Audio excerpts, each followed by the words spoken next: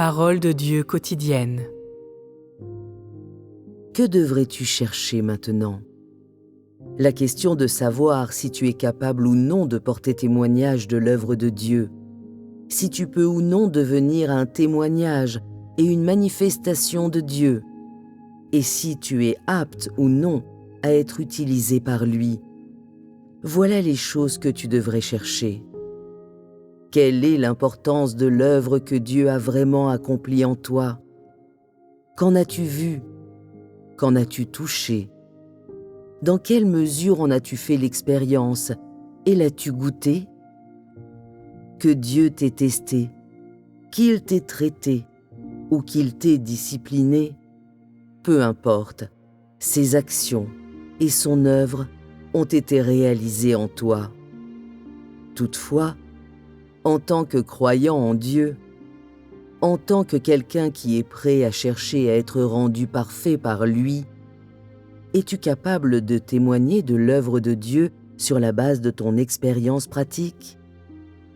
Peux-tu continuer à vivre la parole de Dieu à travers ton expérience pratique?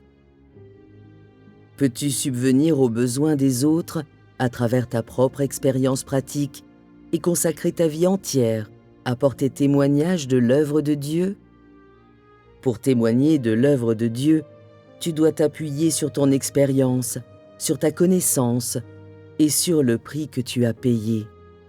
Ainsi seulement, tu peux satisfaire sa volonté. Es-tu quelqu'un qui témoigne de l'œuvre de Dieu? As-tu ce désir? Si tu peux témoigner de son nom, et plus encore, de son œuvre, ainsi que vivre selon l'image qu'il exige de son peuple, alors tu es un témoin de Dieu. Comment témoignes-tu de Dieu en réalité? Tu le fais en cherchant Dieu et en désirant vivre sa parole, et en portant témoignage par tes paroles, en permettant aux gens de connaître son œuvre et de voir ses actions. Si tu cherches vraiment tout cela, alors Dieu te rendra parfait. Si tout ce que tu recherches, c'est d'être rendu parfait par Dieu et béni au dernier jour, alors la perspective de ta foi en Dieu n'est pas pure. Tu devrais chercher comment voir les actes de Dieu dans la vie réelle, comment le satisfaire quand il te révèle sa volonté, chercher comment témoigner de sa splendeur et de sa sagesse, et comment témoigner de la manière dont il te discipline et te traite. Toutes ces choses sont des choses que tu devrais comprendre maintenant. Si ton amour pour Dieu est uniquement pour que tu puisses participer à la gloire de Dieu après qu'il t'a perfectionné, cela reste alors inadéquat et ne peut répondre aux exigences de Dieu.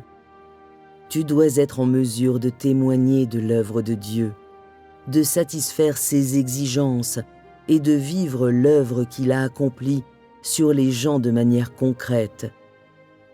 Que ce soit la douleur, les larmes ou la tristesse, il faut que tu aies une expérience de toutes ces choses dans ta pratique. Elles servent à te perfectionner pour que tu sois quelqu'un qui témoigne de Dieu. Qu'est-ce exactement qui t'oblige à présent à souffrir et à chercher à être perfectionné? Si tu souffres actuellement, est-ce vraiment parce que tu aimes Dieu et lui rends témoignage? Ou est-ce pour les bénédictions de la chair, pour tes perspectives futures et pour ton destin?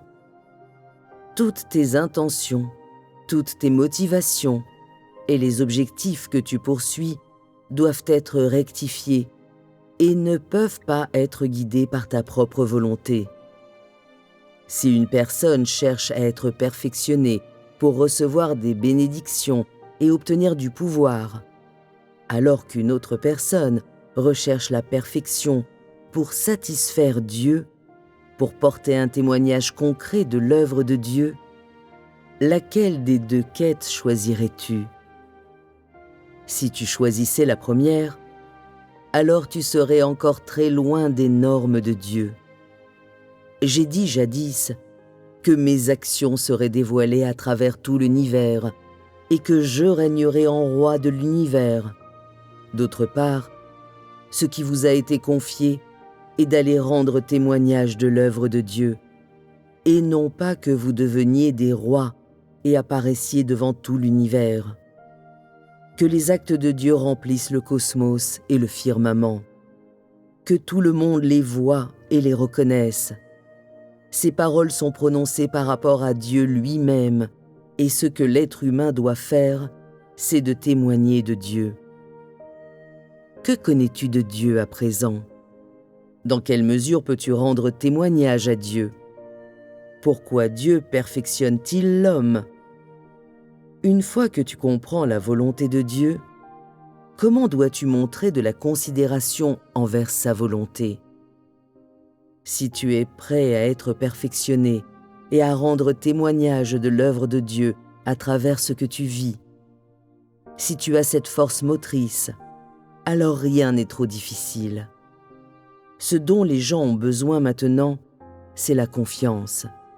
Si tu as la force motrice, alors il te sera aisé de renoncer à toute négativité, passivité, paresse et à toute notion de la chair, philosophie pour la vie, à tout tempérament rebelle, à toute émotion, et ainsi de suite.